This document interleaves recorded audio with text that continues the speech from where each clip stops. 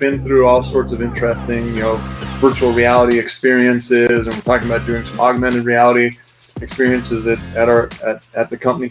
I think all that stuff's going to work. I kind of believe that in the future, like NBA basketball, if you're in another country, I think you're going to want to watch it in virtual reality because you want to feel like you're sitting at the courtside seat. You want to feel like you're at the game. And that's the way to really make you feel like you're there. And yeah, we're going to have it so that I can look next to me and see my buddy sitting next to me, and I can pick up my beer and stuff like that. So there's going to be some mix of augmented and virtual reality in this thing.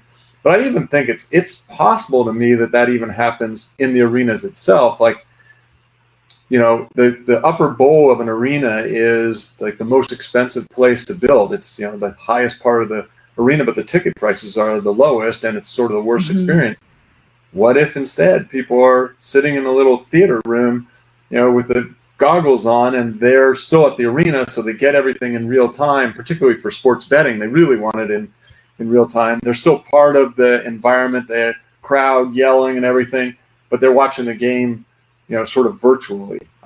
Maybe people will adopt that kind of technology. Like I said when I started, we're really in this transition time. Technology is there. It's getting better and better. It's really going to be about how people adopt it. Welcome to Icons and Insights powered by C360, where the business of sports, technology, and broadcasting converge to create the immersive media economy. Now let's get into it with your hosts, Howard Wright and Cher Jones. Okay, Howard, so today's theme of the show is all about dexterity and disruption. So as everybody knows, you pick all of our guests. Tell me about today's guest. Well, this guest needs no introduction, but I'm going to give him an introduction nonetheless. I have tried to model my game. I've tried to beg, borrow, and steal things that I've learned from this individual, both personally and professionally. I can honestly say that the person that I probably owe the most to my career and a debt that I probably will never be able to pay is our guest, Dr. Paul Jacobs. So, Dr. Paul Jacobs, welcome to Icons and Insights. Thanks for having me. That was a very nice intro, Howard. Thank you, sir. Is it true? The check's in the mail. You're just buttering me up. It's honestly, in terms of the coaches, teammates, co-workers, you always challenged me, you, Peggy, Mr. Thornley, Dave, Altman. You were preparing me for the moment that I'm in right now without my knowledge. And I recognize that a lot of coaches just tell you the things that you want to hear. And I do remember a very specific conversation we had, early in my career at Qualcomm, which is, basically challenged me, Howard, I need you to be exceptional. I need you to be able to go into a country and be able to sell to an OEM, to an ODM, to a carrier, or to a partner. And I'm just going to send you and one of our engineers and some slides and sell the promise of what we can do, we Qualcomm can do. And for that, you made sure that I was able to speak both business, legalese, and then had memorized the QCT roadmap back and forth. So it's those challenges that I reflect on now that why I have such a debt of gratitude that I owe you. Well, you were a great person to work with. I've always enjoyed it, and I look forward to all opportunities to work together going forward too. It's been quite the ride. We have seen a lot together. So I'm loving this homecoming, but let's talk about what's happening now. So we've talked about what's happened then, but now we're seeing this massive shift and acceleration in the adoption of how we're using technology in our lives, the way we work, the way we watch sports, enjoy entertainment, and connect with our families and friends. But from an immersive media technology perspective, how do you envision our lives just 3 years from now, Paul, based off of actual physics and not just the 5G hype?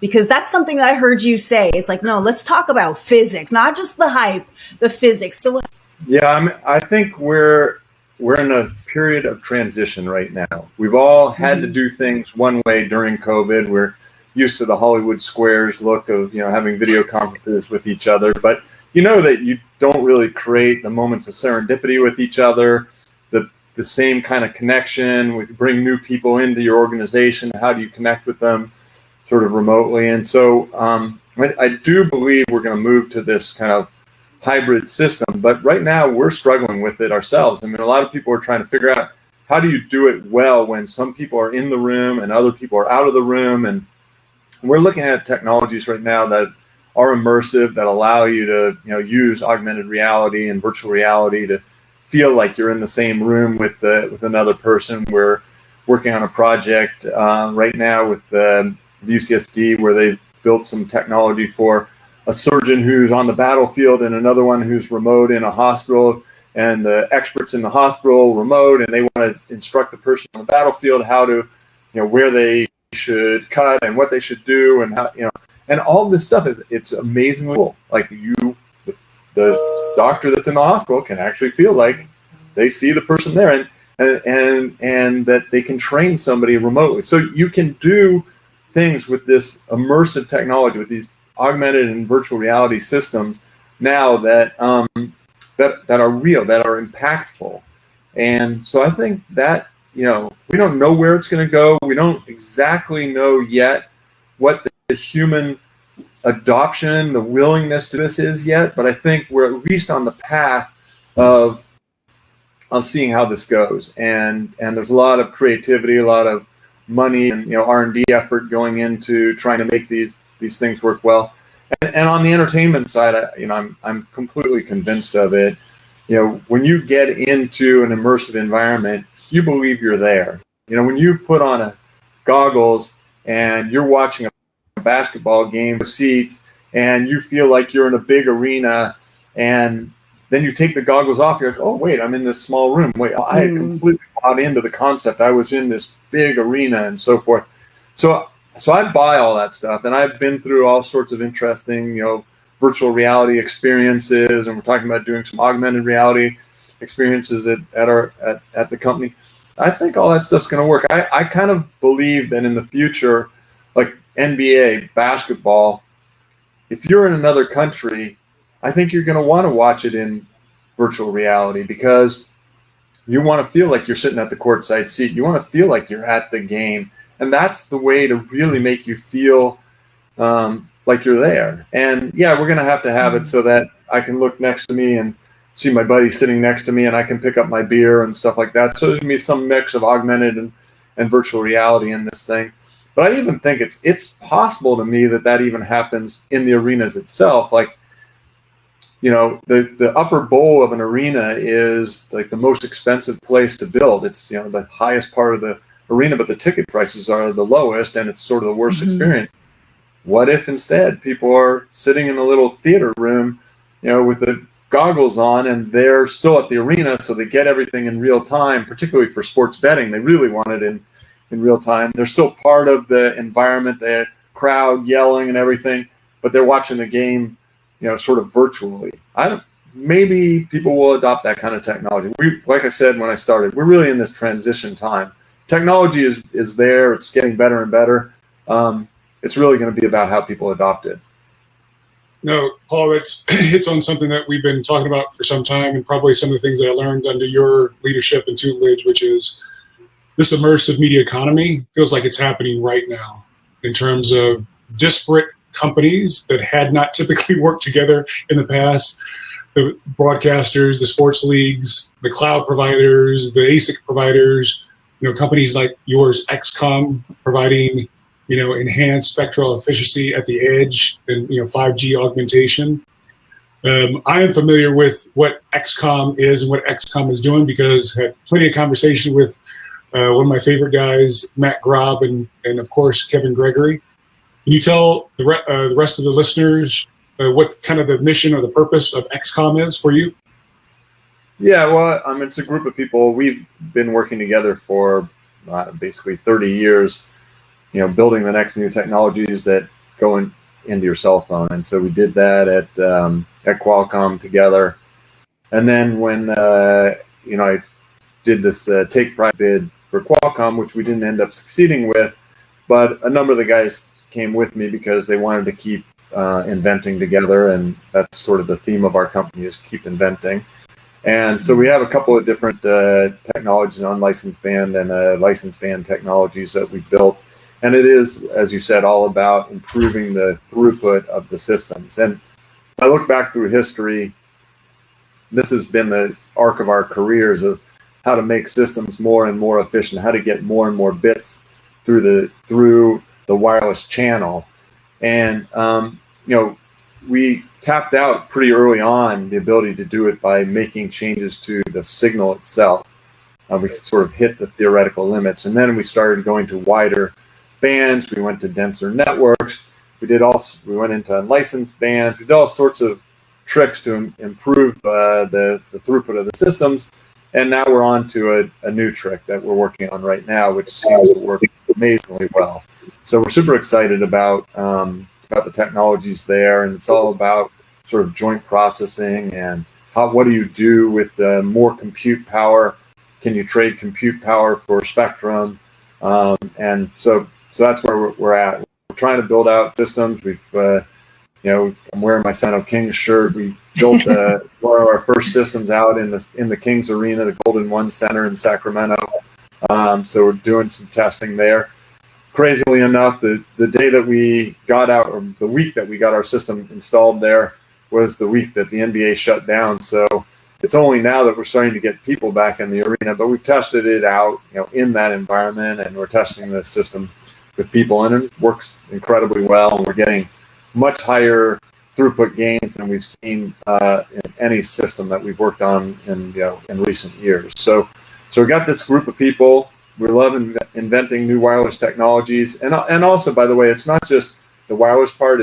We had to go end to end. So we have a virtual reality system, an augmented reality system we built, and we did all the software for how you can actually do the rendering of the images on an edge compute server instead of carrying all that equipment around on your body.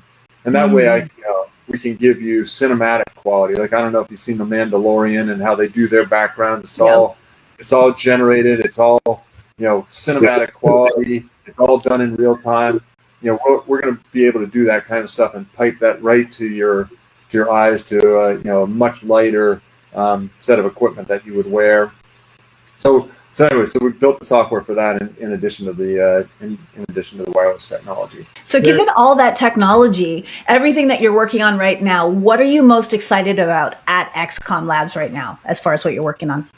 Yeah, I mean, there's like things going on. So I know. What's my most exciting thing? I don't know. I think the team is what I'm the most fired up about, because we brought together a relatively small group of people. I mean, we're basically like 70 people.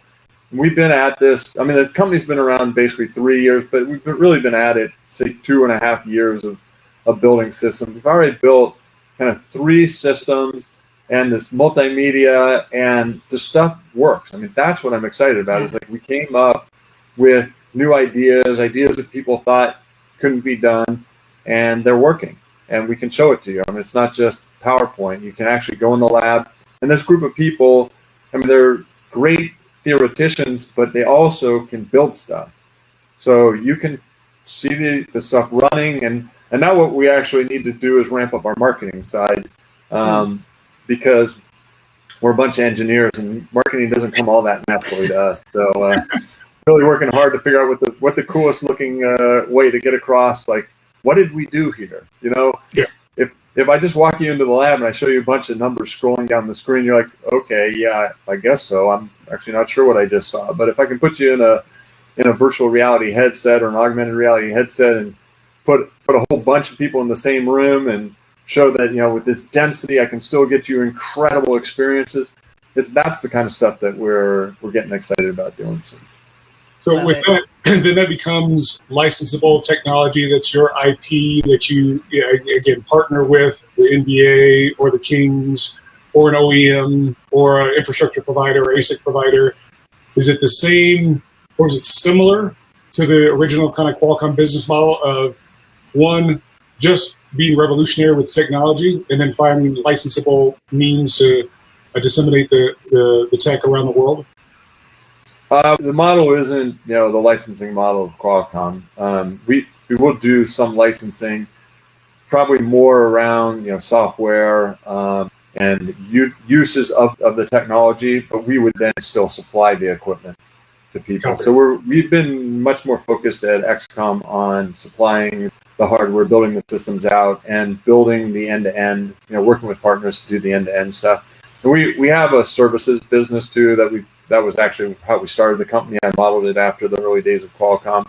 So that also entails kind of building the end-to-end systems. And honestly, when you're talking about some of these new, the hyped applications, the low latency and stuff like that, turns out if you don't build the whole thing end-to-end, you can't make it work very well. Because, when you come to low latency, like anybody that puts a little delay in the system, it adds up. And if you have a lot of different places where people put a little bit, well, a little bit turns into a lot, and pretty soon you get to the point where we had a project where we were watching video, providing video to fans in the stands at the basketball game, and the way the video, there was enough latency in it that the actual action was down at one end of the court while you were still seeing the previous action on the other end of the court on your screen, and that just doesn't work. And for sure, as we head towards things like real-time sports betting, I mean, you're going to have like, absolutely minimal amount of latency possible. So those, we're working on all those kinds of things. And so how did you get involved with the Kings to begin with? Vivek, what a great, technologist and leader that he is, and the board of governors for the NBA with Cuban and Leonsis and you and Ballmer and Vivek. It is, I think it would shock folks to know how much technical expertise and savvy exists inside some of those, technology committee meetings. How did you and the Jacobs family get involved in the Kings to begin with? Yeah, so we were always interested in basketball. I mean, we all, sort of played basketball. I hesitate to say that in front of you. Anyways, so we had talked to David Stern at one point, and we knew that there was a team available. And though at the end we decided that we didn't know enough ourselves and we'd rather be a minority partner instead of the lead partner. And so we sort of dropped it. And that was at Christmas time that we made that decision. And then I went to Davos. I guess that was January. I mean, it was pretty soon right after. And I'm sitting in this meeting, and it was something like dynamic resilience of the hyper-connected something or other, and none of us knew what the heck it meant. And so everybody who got up to speak, just like they went off in some direction. It was the worst session I had ever been in my life, which is so boring, disconnected, strange. Guy sitting next to the table leans over and taps me on the shoulder. He says, "Hey, I'm Vivek, and I know you're interested in basketball, and I'm putting together a group to buy the Kings. Are you guys interested?" "Yeah, definitely interested. And that's exactly what we're looking for." So he and I joked that it's one concrete thing that came out of Davos was us putting together the group to buy the Kings, and that's kind of how it happened. And the strange thing that I didn't know at the time was that when Vivek came over to the United States, he was sponsored by my father's previous company called Uppbeat. And my grandfather, who used to work in the stock room, took Vivek under his wing and sort of helped him out as he navigated his transition from India to the United States. So, like, very small world kind of thing, and super cool to be partners with somebody, that you have that much history with. That is awesome. A full circle moment for sure. We talk about authentic leadership here, Paul. And it's in books and it's in theories, and people can see, quotes on LinkedIn about it. But one of the things that I take with me most is kind of your activity leading up to becoming CEO, and then what happened immediately thereafter. And so share what happened in 2005. As soon as Paul took over, there was a concerted effort with governments and some, I would say, some hostile partners to try to disintermediate the Qualcomm business model. There's licensing, there's technology, there are modems and ASICs and equipment. And I can honestly say that Qualcomm was the envy of many in the ecosystem. And I think they saw a chance when the transition was coming from Irwin to Paul. This is our time now to beat up the kid like we couldn't beat up the father. And Paul stood up to that moment. Will you share with us again some of the things that you put in place in terms of when all of those meteors were coming at the building at the same time, Paul? Yeah, I mean, it was definitely a moment where people were trying to test us and kind of see whether we were going to be able to stick with the model that we had. And we all grew up with it, so believed like very strongly in our hearts and our souls that we were doing the absolute right thing. We were trying to be as innovative as we could be, run as fast as we could, drive things, be imaginative about what's next, and so forth. And a lot of the competition they wanted to throw roadblocks in the way, and they wanted to slow us down, and they had gotten a little complacent and left themselves open and really tried to fight the new technology in any way they could possibly imagine, whether it was litigation or regulation or gains in the standards bodies. I mean, it was like it kind of came from every direction. And people know now about this fight between Qualcomm and Apple, but in the day it was Nokia. Nokia was the Apple of the day, and everybody was using Nokia phones, and Nokia claimed they had the best user interface, and the operators were very tied in with them, and so forth. And they sort of shepherded this attack along with Ericsson on Qualcomm, and it was global. It was all different countries came after us, and all the people that you thought were our partners that were like happy that we were bringing them new technology and opening up new businesses for them, that all they could see was that they were paying a royalty on the phone. And as an example, I went to India, and we were driving the cost of wireless down like crazy in India, and I got called into the telecom minister's office, and he's like, these Indians are some of the, we have some of the poorest people, and how can you charge a royalty on the phone to poor people? Turn that royalty to zero. And I said to him, right now the phones cost $40, and the royalty was on the order of 5% back then, so that's $2. So if I turn that to zero, you're going to have a $38 phone. If I take that $2 and all the other $2 from the other phones, and I invested and I work with the ecosystem, I'm going to come back and you're going to have a $20 phone. And lo and behold, we had a $16 phone. And it was those kinds of lessons that caused us to win the battles. And it was a long, very hard-fought battle. And with Nokia in particular, we solved it, basically on the courthouse steps. All the lawyers were in town in Delaware for this big battle, and they ended up, we ended up solving it. The thing that I did, though, while this was all going on, was I kept a very good relationship up with the CEOs of Nokia and Ericsson. And what happened following that battle was that these companies ended up being some of our best partners. So, it was a little bit of that which does not kill you makes you stronger. I mean, we really spent a lot of effort trying to end this, not just by ending it with power or being right or whatever you want to say. We tried to end it in a way that turned into a win-win as best as we could. And I think, from Nokia in particular, they had gotten so focused on us that they didn't notice Apple coming. And I noticed it, but I think they were too focused on us at the time. And I even had said that to the guy, like, that's your next competitor. Anyways, so history is what it is. But we ended up resolving those things, and I think there were ups and downs for sure during that time, but got through it, and then had if you look at the revenues of the company, took off like crazy after that period. We really was the golden age of the wireless internet and the smartphone revolution and all of those things that we take for granted today. Cher, can I share two things that I took away in particular?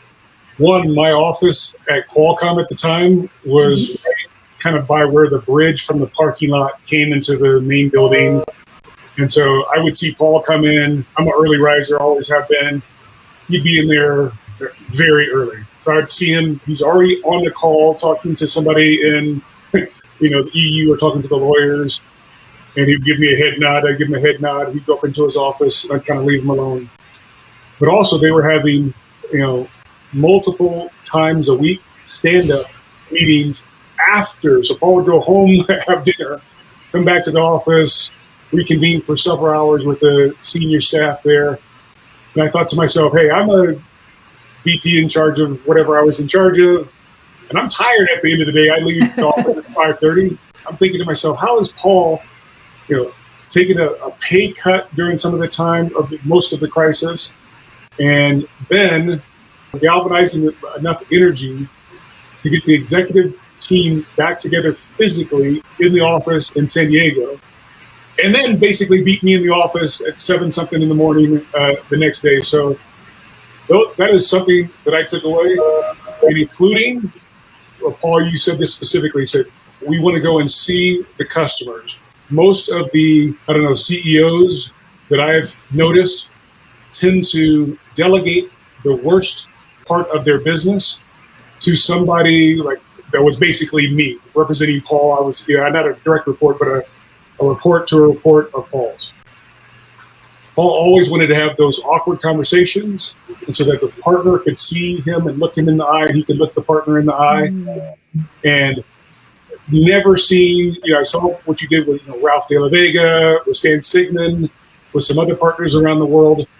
Was that something that was inherent to you, or was that something that Erwin taught you guys, the intimacy and the one-on-one interaction, even when it's bad news? Well, I think for sure I learned a tremendous amount from Erwin. So, it's hard to even tease that out of sort of what made me into a leader and a business person and a technologist. I think, the personal relationship, and we sort of started talking about that just in respect to technology now. You have to do it. I mean, if you sit in your bubble, you can convince yourself of all sorts of things that are untrue. And if you get out and you build a relationship, the other thing that will happen is people will cut you slack too. I mean, if they know that your intentions are not bad because they know you and they've talked to you and they've seen you and they understand you, they're going to do one thing. If they believe that your intentions are bad, they're going to do something completely different. And I would argue, you talked about Steve Altman and Derek Aberle, who works for me, these guys were the guys running the licensing business. And when people didn't know them, it was easy for them to get upset about the licensing business and angry and willing to litigate and cause all sorts of issues. But when you get to know those guys, I mean, you understand that they're good guys, they're smart guys. They're not trying to stick it to you. They're trying to just get value and keep that virtuous cycle going.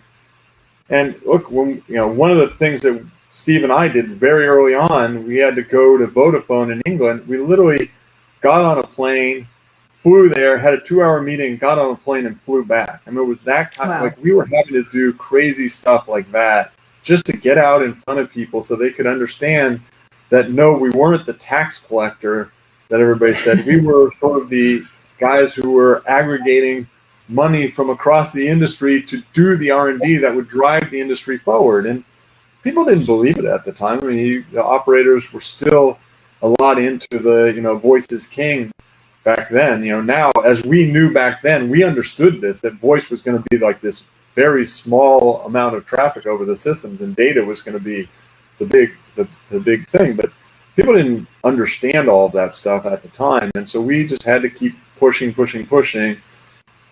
selling, get out and explain and show the use case and what was going to happen. And then as things would come to pass, you built a better, more and more credibility, and that credibility just helped you out so much as time went on. And that was the tone at the top from Erwin: is do the right thing, do not go down, don't go low. And that served us incredibly well. Of course, there were times when people would say that we were doing something but the truth would come out in the end. And it's continued, I think, even to this day. We see some of the things that happened in the Apple battle and the FTC case and all this stuff. And I was involved in some of that stuff. The theories that were being said about what Qualcomm did, it was fantasy. It wasn't true. And so if you get to know people, it's better. If you don't get to know people, then they can make up anything they want about you. And this is true not just of business. It's true today of what's going on in politics everywhere. And it's a thing that, that we need to worry about. I tell this story, I know I'm digressing, but it's okay. When all these people worked on the internet and we worked on the mobile internet, and we said, what's going to happen with the internet is that information is going to be widely available. Everybody's going to be able to know the facts. And therefore, people will all make these, good decisions together. And that was completely idealistic. What happened was, on the internet, there were enough people hooked together that every crazy idea could find critical mass. And so instead of bringing us together, although it does in many ways, it also allowed us to segment ourselves apart. And if we allow that to continue to go on, we're going to see even more of the troubles that we already have. So bringing people together, got to do it. You got to do it face to face. Yes, technology can allow us to, reminisce. You and I can, have a great conversation, Howard, here, and it's great. But it's not like you and me standing on the court in Necker Island, you swatting my basketball and telling me do not drive on an ex-NBA player because the next time it's going to be worse. Okay, so now speaking of fake news, I need to correct the story here while we share this. Let's do that. In terms of the luckiest guy in the world, I still consider myself the luckiest guy in the world. And I've traveled with Paul professionally and personally. And years and years ago, for Paul's 40th birthday, takes a group of people. Did you hear that, Jab? Years and years and years ago on his 40th birthday. I'm just catching up for you if you didn't catch it. You know what? I'm willing to take it. Okay.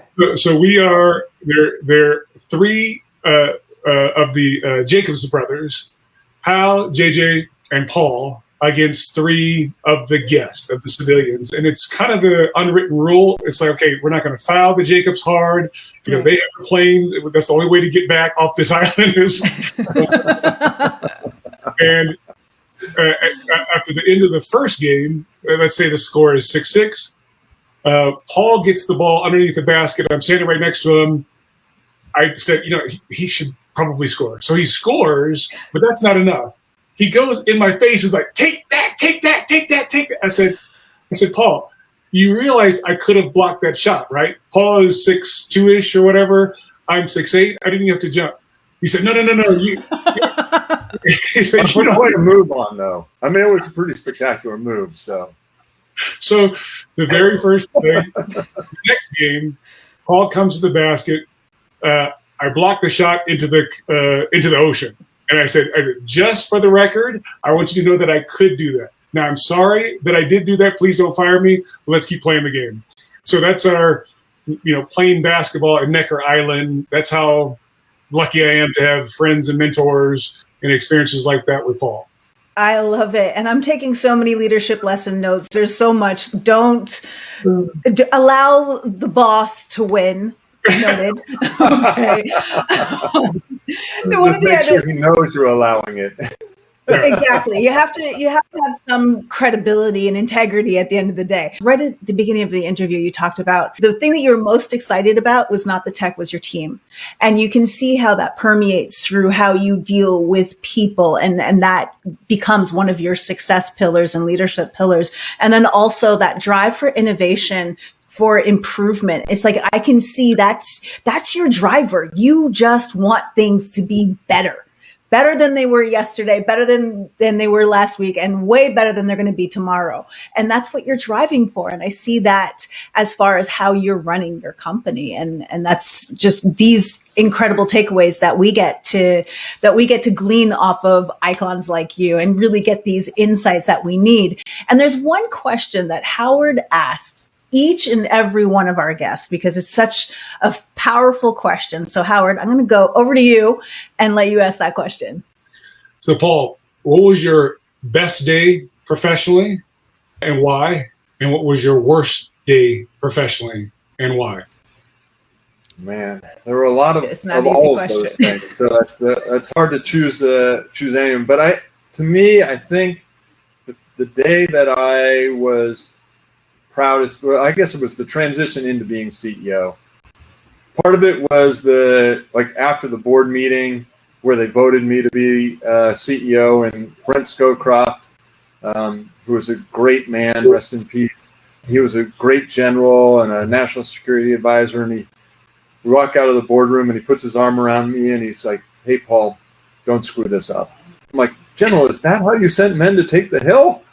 But it was just like so low key and just wonderful. And then we had a 20th anniversary for Qualcomm and filled up Qualcomm Stadium and had its concert, and my father sort of turned over the keys to the company to me, and that was just a really special time. And that day, like just remembering that day up on the stage when we did all that stuff in front of all the people that we had touched, and it was our employees, was partners, was people in the community. We're all there. We're all enjoying it together. Fruits of the success, and also this moment of transition.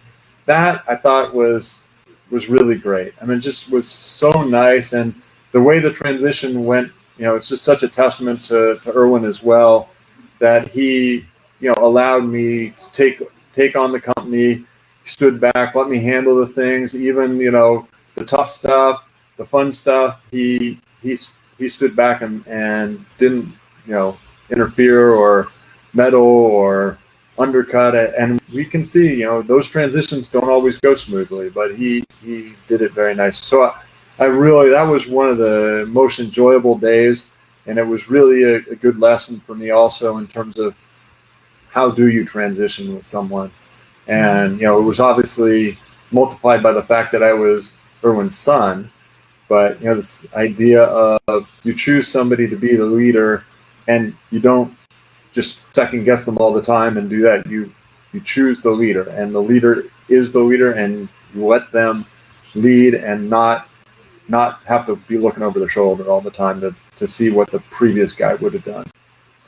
The day that was the most stressful of my career, so maybe it was the worst day, was very early on in Qualcomm, and I had run the vocoder group. So that was the technology that did the compressing the speech into a low enough data rate that we could transmit it over the system and get a lot of people on the system. And it turned out that once we had deployed it in tens of thousands of units, a small bug reared its ugly head, and it was causing screeches in the phone. It happened very infrequently. So in the beginning, you're kind of like, oh, this can't be.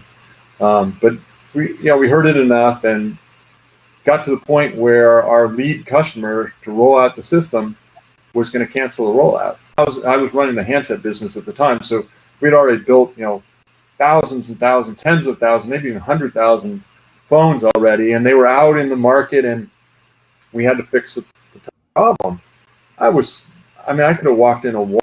I was so stressed back then, and I figured out what the problem was working with the guy who was then the head of the speech coding group, and came up with a solution. But we refreshed the phones, put new software in, put them out again, and the problem wasn't fixed. I'm like, how is that possible? Well, it turned out that he had come up with a different solution and just didn't tell me that he did his solution instead of my solution, and his didn't work. So now it's like we've already gone through this process of refreshing the phones, and now the customer's really pissed off. Mm-hmm. So anyway, so we fixed it. The team implemented the solution that I had proposed. It did work, and we ended up getting the system launched. So that was both a worst and a good day. But that handset business gave me plenty of bad days. I could walk in on any given day, and because you're building so much stuff, going down a factory line, a little bug can turn into a lot of money on a moment's notice. So you could come in the morning and have $100 million problem very, very quickly. Mm-hmm. And question is, how do you deal with that? And the answer is, you got to be confident. You got to keep your team very focused. If you start panicking, it's for sure your team's going to panic, and they're not going to solve the problem. And the thing that I learned was that almost every problem you solve, and we would solve them because we had a great team that we got focused, we'd solve them quickly enough that, you know, it didn't turn into the thing that you thought it was. And so in my history, there were probably one or two times when those huge problems really were huge problems. And those were extremely bad days because they were super expensive to fix and really not fun at all, and convinced us that that business was not really the business we wanted to be in. But it did leave me with a lesson that, you know, there's some things that you need to do right and some things you need to do right away, and most of the things you need to do right away. So that's, I think about that a lot, and the art of it is to figure out what are those problems that you have to solve right, that you actually have to spend the time and really nail them, because most problems you just got to respond to. You put a idea in place and then just be ready to adapt, be flexible. You know, okay, I didn't quite get it right, adjust, and then you'll get it right. So I learned those lessons from those bad days. So Paul, we said that was going to be the last question, but now I just don't want to let you go because we don't get to chat that often. You talked about adaptability. No, you do not have a roster spot on the Kings. Sorry. No, you talked about adaptability professionally, and when I think about fortune favors the bold, I think about you. We don't talk all that much. I might send you a text, or you might send me an encouraging email from time to time, but I try not to bother you for the most part. In terms of fortune favoring the bold, the big, bold, $100 million, billion dollar, initiatives and projects that you either led or oversaw at Qualcomm, these partnerships with Sony, with Kyocera, things that we try to do with Brew and MediaFlow. To me, I think of MediaFlow as this wild success, even though it did not have the commercial success that we hoped. Would you please just indulge me and explain to the folks the premise of MediaFlow and some of the financial risks that we took then to ultimately led to the sale of the spectrum, which was was that a 20x or a 15x return on investment? That was a lot. It was more than that, I think. Yeah. Okay. So MediaFlow. So when 3G came out, people were promising video over the phone, and we knew we didn't really have the bandwidth to do that. So we built a system that would basically use the broadcast technology to get TV down to your phone, and launched that, built out a network for it. It was a very expensive undertaking. But as you mentioned, we got the spectrum very inexpensively because we had figured out how to use an unloved bit of spectrum and turn it into something more valuable. And so we bought it for tens of millions of dollars. And we even had a pioneer's preference, which meant that we got a discount on it from the government. So we spent very, very little on that spectrum. And we went out and negotiated rights deals and all sorts of stuff. And that really was the first time that you got great video onto the device, but it was a special device with an extra radio in it. And we had to negotiate the rights deals. And so the wireless operators also marked up the price of the rights deals as well, in addition to just, the service. And, it became, I think, prohibitively expensive. And so we ended up realizing that we should have just kept driving forward on the wireless technology. So then I came up with the idea of basically using the broadcast spectrum, which was one way, only from the network to the device.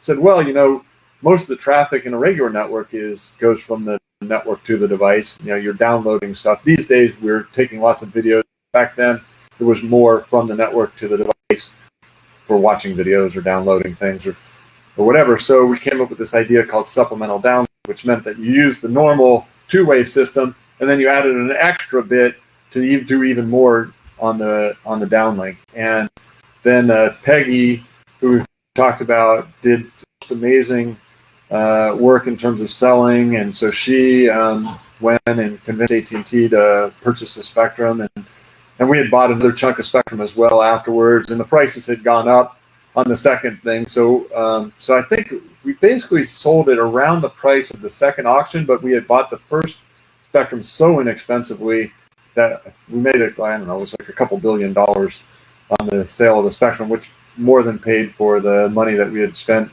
building out the media flow system. So in the end, I called that one a push. It ended up creating a new technology, the supplemental downlink technology, but the video system didn't really become a commercial success. But it certainly paved the way for a lot of what we see today in terms of video on your device. So super fun project. And those are the kind of things. I mean, you gotta take the big bets. We lots of billion-dollar bets at Qualcomm. I don't know if you remember the one in India where we bid for spectrum in India. That's right. Literally had a guy carry $1 billion cashier's check to the Ministry of Telecom in India and handed them the check. I mean, that guy could have run anywhere with that $1 billion check and cashed it. Now, I think we would have caught him eventually, but in any, and that gambit, spending $1 billion, which we got back, but it also set the stage for winning for LTE in India when the competitor was WiMAX, which Intel was pushing at the time as another way of sort of getting Qualcomm out of the loop when it came to wireless broadband. So that was we made lots of big bets. I mean, you could do that at a place like Qualcomm. We were making enough money that you could afford to do it. And the other reason why I did those things too was I knew that if there had been really hard times, those kind of big projects are projects that you can wind down. So if it had been, something really bad had happened, we could have brought that money back onto the bottom line. And so it was a way of kind of like what Amazon's done. They do these projects to absorb some of their profit because they're sort of trying to make sure that it grows in a steady, even way. And it was a little bit of that kind of thought process. I wanted to do the projects. I was willing to spend the money, and it had this other benefit of, it could be a rainy day fund if you really needed it, that you would cut those projects and put that money back on the bottom line. So Cher, can I end where we started, which is I don't blow smoke.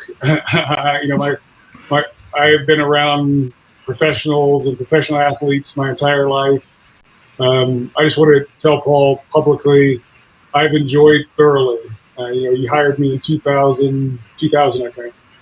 I've enjoyed thoroughly watching you play fourth dimensional digital chess with all the prime ministers and CEOs and chairmen around the world. It's been an honor to serve under your leadership. Appreciate the things that I've learned, kind of publicly. I've also appreciated the things that I've learned just you and I having a glass of wine and you sharing something personal with me. If I don't steal from you every single week and repeat something in my day or in my speech, then it has not been a good week for me, a young CEO here, Paul. And I just love this conversation. And I'm proud of him too, Paul. But I'm loving this conversation. There's so much to take away from it. I just loved being, for this conversation in particular, I was definitely a fly on the wall, and everybody else listening, because there was just so much richness coming through your experience and everything that you've done to this moment. And we all gained incredible insights from your iconic leadership throughout your years and what you've been doing. And we look forward to just seeing you continue to grow and thrive in this industry, because you are crushing it. Appreciate you coming on, Paul. Please hug everybody in San Diego for me, and everybody continue to stay safe at the end of this pandemic here. Yep, you guys stay safe, Dylan. Thanks for having me, and it's been fun, and I look forward to seeing you in person sometime soon. Thank you, Paul. Absolutely. Right. You've been tuning into Icons and Insights powered by C360. Definitely the place to be if you want to learn and lead.